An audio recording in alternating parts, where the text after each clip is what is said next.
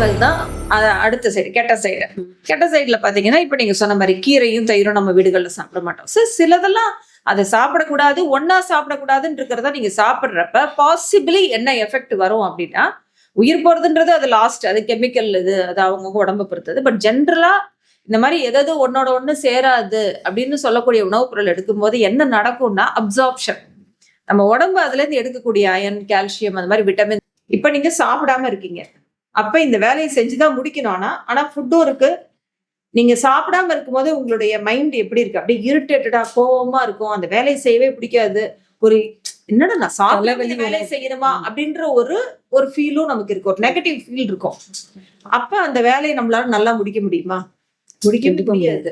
அதே நீங்களே நான் இப்ப லஞ்சை முடிச்சுட்டு அந்த வேலையை நான் பாக்குறேன், லஞ்ச் சாப்பிடுங்க. சாப்பிட்ட பிறகு உங்க மைண்ட் பாருங்க டோட்டலா மாறிடும். என்னது குளுக்கோஸ் உள்ள போகுது இல்லையா, அது வந்து உங்க mind stop energy boost up பண்ணும். அப்படியே ஹாப்பி ஆக்கிடும். அடுத்த நிமிஷம் சரி ஓகே அந்த இதா முடிச்சிருவோம். அது நார்மலா நீங்க அரை மணி நேரத்துல முடிக்கிற வேலையை கூட 10-15 மினிட்ஸ்ல முடிச்சிருவீங்க. ஸோ அப்ப நடுவுல சாப்பிட்றதுக்கே இவ்வளோ இதுன்னா, இப்போ மார்னிங் பிரேக்ஃபாஸ்ட் நைட் ஃபுல்லா நம்ம சாப்பிடாம இருக்கோம் இல்லையா, மார்னிங் பிரேக்ஃபாஸ்ட் சாப்பிட்ட பிறகு பாருங்க நல்லா ஃப்ரெஷ்ஷா ஸ்டார்ட் ஆகும் அந்த டே. அதனாலதான் குழந்தைங்களுக்கு காலையில நீங்க வந்து பாலை கொடுக்காட்டாலும் எதுவும் கொடுக்காட்டாலும் கூட பிரேக்ஃபாஸ்ட் கொடுங்க. ஆனா கார்ன்ஃபிளெக்ஸ் இந்த மாதிரி சீரியல்ஸ் கொடுக்காதீங்க, அதெல்லாம் பத்தாது. ஆக்சுவலா பாத்தீங்கன்னா சீரியல்லாம் ஒரு 1 hour கூட பசி தாங்காது. அதுல அவ்வளோ ஃபுல் சுகர் தான் இருக்கும். அது அப்படின்றதுக்குள்ள செரிச்சிரும்.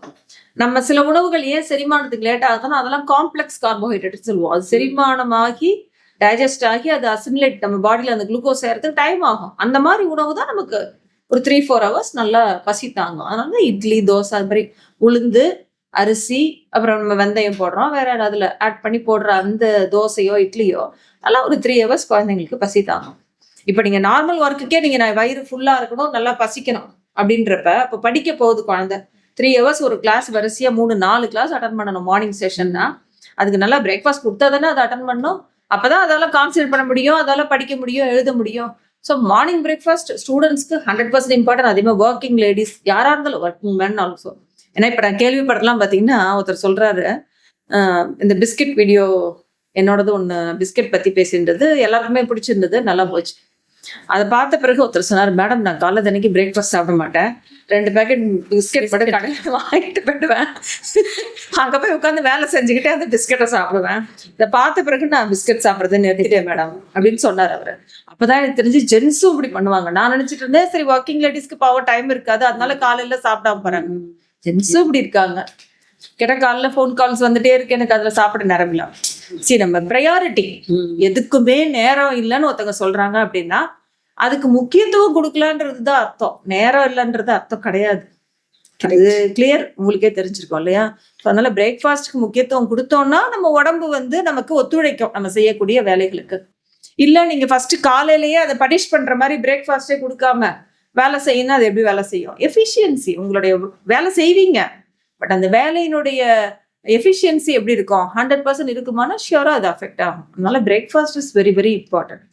காலை உணவு மிகவும் முக்கியம். ஓகே, அடுத்ததா இப்போ அந்த ஃபாஸ்ட் ஃபுட்டு வந்து நீங்க சோஷியல் மீடியால பாத்தீங்கன்னா இப்போ உணவு சம்பந்தமான வீடியோக்கள் தான் ஒரு 10 வீடியோல 9 வீடியோவும் உணவு சம்பந்தமா, இவ்வளவு செகண்ட்ல இதை பண்ணலாம், அதை பண்ணலாம், இவ்வளவு டேஸ்டா பண்ணலாம், இதை ஆட் பண்ணலாம், அதாவது எந்த காம்பனன்ட்ஸ் வந்து நம்ம சேர்க்க கூடாதோ அதெல்லாம் சேர்த்து புதுசா ஒரு ஃபுட்டு கிரியேட் பண்ண, அந்த மாதிரி ஒரு கிரேவிங்ஸ் வந்து ஏற்படுத்துறாங்க. இது மாதிரி ஃபுட்டுனால வந்து நிறைய பாதிப்பு இருக்கு. அது எந்த அளவு இந்த சமூகத்துல புரியோடி போய் கிடக்குது? அது கட்டாயமா நல்ல கொஸ்டின் இது.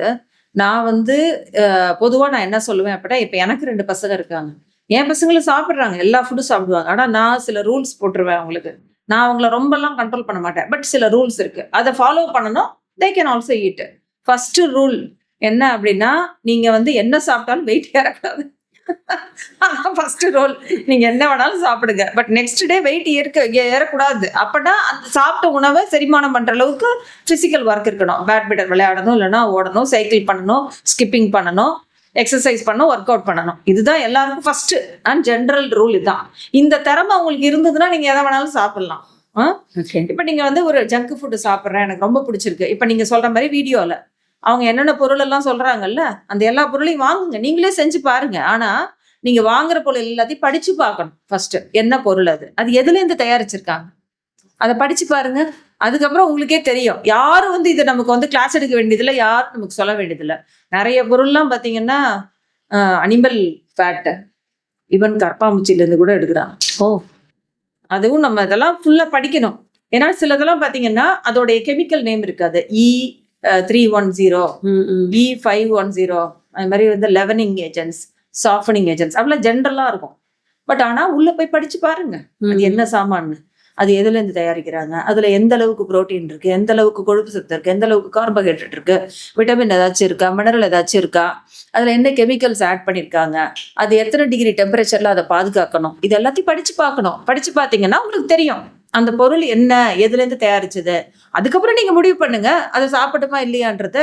யாரும் வந்து நமக்கு சொல்ல வேண்டியதில்லை, எல்லாமே இருக்கும். எல்லா உணவுப் பொருளுக்கு நீங்க போடக்கூடிய எல்லா இன்கிரீடியன்ஸ்லயும் நீங்க பின்னாடி படிச்சு பார்த்தீங்கன்னா எல்லா டீட்டெயிலும் இருக்கும். அது இருந்தாதான் வந்து ஃபுட் சேஃப்டி வந்து அவங்களுக்கு வந்து அதை அலோவ் பண்ண போறாங்க இல்லையா? அது படிச்சு பார்த்தா தெரியும். இப்ப என்னுடைய பையனும் அப்படிதான், பீஸா சாப்பிடணும் அவனே வாங்கி சாப்பிடுவான். பட் ஆனா அவன் செய்வான் பீஸா, எல்லாத்தையும் வாங்குவான், எல்லாத்தையும் படிச்சு பார்ப்பான். அவனுக்கு எதாவது ரொம்ப ஹார்ம்ஃபுல்லா இருக்கும் அது எல்லாத்தையும் விட்டுடுவான். ஓரளவு ரீசனபிள் சீஸ், அது மாதிரி இம்பார்ட்டன்ட் இன்கிரீடியன்ஸ் எது வந்து ஹார்ம்ஃபுல்லா இல்லையோ அதை போட்டு he will do by himself. ஒரு பக்கம் இந்த ஹார்ம்ஃபுல்லான இன்க்ரீடியன்ஸ் அது ஒரு பக்கம் இருந்தாலும், இன்னொரு பக்கம் பார்த்தீங்கன்னா சில ஃபுட்டு வந்து நம்ம சேர்க்கக்கூடாதுன்னு சொல்லுவாங்க. அதாவது ஃபிஷ் கூட தயிர் சேர்க்கக்கூடாது, கீரை கூட தயிர் சேர்க்கக்கூடாது. அந்த நீங்கள் சொன்னபடி இந்த பீஸா இந்த மாதிரி இதெல்லாம் சாப்பிட்டு அதுக்கு மேலே வந்து அந்த சாஃப்ட் ட்ரிங்க்ஸ் இதெல்லாம் வந்து அதுவும் ஆசிட் ஏரேட்டட் இது மாதிரி இதெல்லாம் குடிக்கக்கூடாது. இது மாதிரி நிறைய குழந்தைங்க இது மாதிரி சாப்பிட்ட உடனே இறந்த குழந்தைங்களுக்கு அவங்களுக்கு மெடிக்கல் செக்அப் பண்ணும்பொழுது இந்த ஃபுட்டு 2 பண்ணனால அவங்களுக்கு வந்து இதுவாகி இறந்துட்டாங்க. இந்த மாதிரிலாம் நிறைய நம்ம படிக்கிறோம். ஸோ எது கூட எது சாப்பிடக்கூடாதுங்கிறது வந்து நிறைய பேர் தெரியாமலேயே வீடியோ போடுறாங்க. ஏன்னா எல்லாருமே டயட்டீஷியன் கிடையாது, ஃபுட்டை பற்றி எல்லாம் தெரிஞ்சவங்க கிடையாது. ஆனால் இதை பார்த்து நிறைய பேர் உடம்புக்கு எடுத்துக்கிறாங்களேங்கிற ஒரு ஆதங்கம் தான். இல்லை, நம்ம வீடுகளில் இருக்க சிலது எப்படி நீங்கள் கெடுதல் சொல்கிறீங்களோ அது மாதிரி சில உணவுகள் நல்ல உணவும் இருக்கும். நம்மளதுல வந்து முக்கிய ஒரு ஈஸியான ஒரு இது எக்ஸாம்பிள் பார்த்தீங்கன்னா, நம்ம வந்து நெல்லிக்காய் சாப்பிட்டு தண்ணி குடிப்போம், இப்போ இனிப்பா இருக்கும். அதே மாதிரி நெல்லிக்காய் வந்து தேன்ல போட்டு சாப்பிடுவோம்.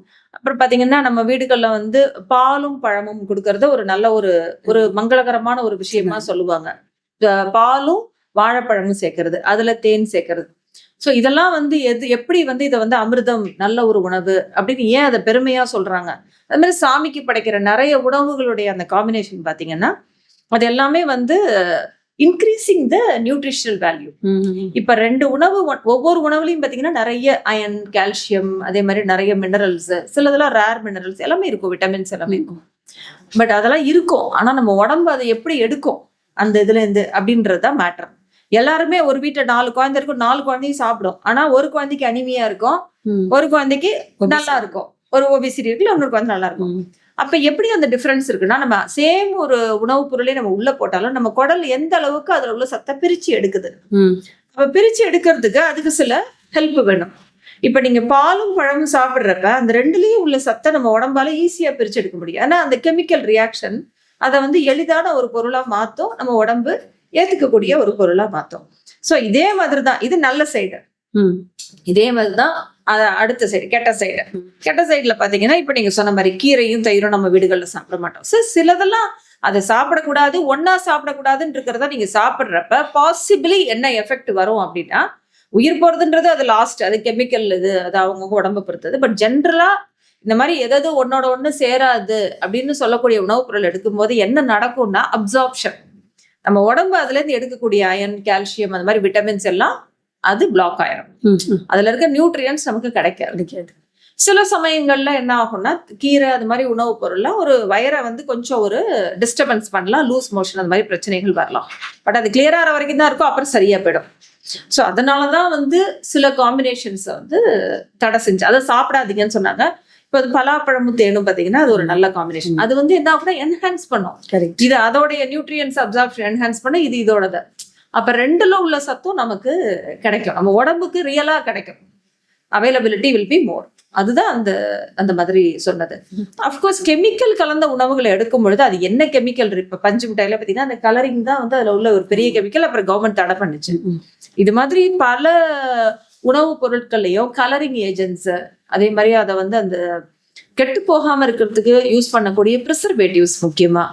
இதெல்லாம் என்ன பண்ணோம்னா டெஃபினட்டா சாஃப்ட் ட்ரிங்க்ஸ் கூட கட்டாயமா அது வந்து ரியாக்ட் பண்ணலாம். இப்போ பெப்சி, கோக் அந்த மாதிரி நிறைய நம்ம வந்து கார்பனேட்டட் ட்ரிங்க்ஸ் எடுக்கிறப்ப ஷியரா there may be a reaction possible. So அது அவங்க உடம்புக்கு ஒத்துக்கலைன்னா அது வந்து இந்த அளவுக்கு உயிர் போகிற அளவுக்கு கூட கொண்டு போகலாம். இப்போ அடுத்தது அந்த ஃபுட்டு, அதாவது packed food, parcel food, homemade food. நிறைய பேர் டைம் இல்லைன்னு சொல்லிட்டு ஏதோ ஒரு பிரெட் பாக்கெட்டு, பிஸ்கட் அப்படி வாங்கி சாப்பிட்றவங்க. இன்னொன்று வந்து டைம் இல்லை அப்படின்னு சொல்லிக்கிட்டு பார்சல் பண்ணுறாங்க. பார்சல் பண்ணி இன்றைக்கி வந்து டீ கூட பார்சல் பண்ணுறாங்க.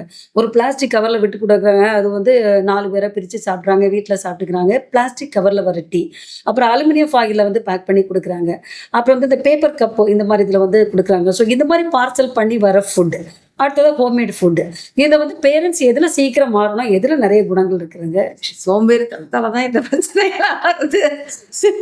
முன்னாடி ஒரு காலத்தில் நம்ம தூக்கு எடுத்துகிட்டு போய் பால் வாங்குவோமா?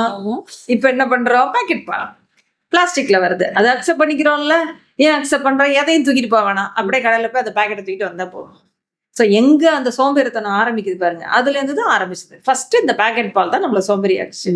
வாசல்ல பால் வரும், நம்ம போய் பாத்திரம் எடுத்துட்டு போய் டைரக்டா அந்த ஒரு பெரிய கேன்ல தான் எடுத்துட்டு வருவாங்க. கறந்த பால் அப்படி எடுத்துட்டு வருவாங்க, அதை பிடிச்சு வாங்கிட்டு வருவோம். இல்லைன்னா பாட்டில்ல பால் ஊத்தி கொண்டு கொடுப்பாங்க. இல்லைன்னா பாத்திரம், அவங்க வீட்டு பாத்திரத்துல பால் எடுத்துட்டு வந்து நமக்கு கொடுப்பாங்க. அதெல்லாம் இப்ப போயிடுச்சு. பேக்கெட் பால்ல இருந்து ஸ்டார்ட் ஆச்சு இந்த பிளாஸ்டிக். ஈஸி ஆயிடுச்சு. அப்ப என்னதான் கவர்மெண்ட் அதை வந்து கெடுதல்னு சொன்னாலும் தடை பண்ணாலும் it's very easy to use, very helpful அந்த டைமுக்கு. ஆமா, அப்ப அதுதான் யூஸ் பண்ணுவாங்க. ஆமா, அதுக்கு நீங்க ஒரு ஆல்டர்னேட் வேணும். அப்ப நீங்க டீ நான் எப்படிதான் நான் குடிப்பேன் அப்படின்னா நான் ஒரு ஃபிளாஸ்க் தூக்கிட்டு போறது ரெடியா இருக்கணும். அப்ப நான் வச்சிருக்கேன் ஒரு ஃபிளாஸ்க் ஆஃபீஸ்ல, நான் தூக்கிட்டு போறேன்னா நான் அதுல டீ வாங்கிட்டு வருவேன். இல்லைன்னா இந்த ஷாப்ல என்னால ஒன்னு நான் கிளாஸ்ல அங்கேயே குடிச்சிட்டு வரணும். இது ரெண்டு இல்லைன்னா நெக்ஸ்ட் நான் என்ன பண்ணுவேன்? அதுதான் ஆப்ஷன். நெக்ஸ்ட் பிளாஸ்டிக் கவர் இல்லைன்னா ஒரு அலுமினியம் ஃபாயில் கவர்ல தான் அந்த டீ வரும். ஸோ இட்ஸ் ஒன்லி நம்ம வந்து இதெல்லாம் ஈஸியா சேஞ்ச் பண்ணக்கூடிய விஷயங்கள். இது யார் மேலேயும் போய் நம்ம வந்து பழியோ குத்தமோ சொல்ல வேண்டியதில்லை. இட்ஸ் ஒன்லி ஆஸ் நான் கையில பிளாஸ்டிக் எடுத்துக்கு ரெடியா இருந்தா எனக்கு இந்த பிளாஸ்டிக் கவர்ல வர டீ வரவே வராது. இல்லைன்னா நானே போட்டு குடிக்கிறதுக்கு ரெடியா இருக்கணும். அது டீ பேக்ஸ் இருக்கு, அது மாதிரி நான் போட்டு குடிக்கணும். ஏதாச்சும் ஒண்ணு நான் தான் வந்து அதை ஒரு ஆல்டர்னேட் கண்டுபிடிக்கிறேன். இப்ப நான் வெளில போனா, காய்கறி வாங்க போனா நான் பேக் எடுத்துட்டு போனோம். நான் போலன்னா நான் என்ன பண்ணுவேன்? Plastic cover. So it's only our laziness which is pushing us towards this plastics அப்படின்றத நான் ஜென்ரலா பிராக்டிகலா பாக்குறப்ப நான் நினைக்கிறது. என்ன நேர்களே, எந்த காரணத்தை கொண்டு பிரேக்ஃபாஸ்ட்டை ஸ்கிப் பண்ணாதீங்க. அதை ரொம்ப கரெக்டாக ரொம்ப ஸ்ட்ராங்காக சொல்லியிருக்காங்க டாக்டர். அது மட்டும் இல்லாமல் நிறைய பிரச்சனைகளை உணவு பழக்கத்தின் மூலம் நம்ம வாங்கி கட்டிக்கிறோன்னா அதுக்கு எல்லாமே காரணம் நம்மளுடைய சோம்பேறித்தனம். என்னைக்கு சோம்பேறித்தனத்தை விட்டுட்டு கையில் ஒரு கேனையும் ஒரு கவரையும் ஒரு பையன் நீங்கள் எடுத்துகிட்டு போகிறீங்களோ அன்னைக்கு உங்களோட ஆரோக்கியத்துக்கு நீங்கள் வந்து முழு உத்தரவாதத்தை கொடுக்குறீங்க அப்படின்னு அர்த்தம். தொடர்ந்து பேசுவோம். நல்ல உணவு எப்படி இருக்கும் அப்படின்றத உணர வைக்கிறோம். ஜங்க் ஃபுட்டை கண்டுபிடிக்கிறதுக்கு முதல்ல குழந்தைங்களுக்கு கற்றுக் கொடுக்கணும். நீங்க ஒரு வாரம் ஒரு டெஸ்ட்டுக்கு தான் இது.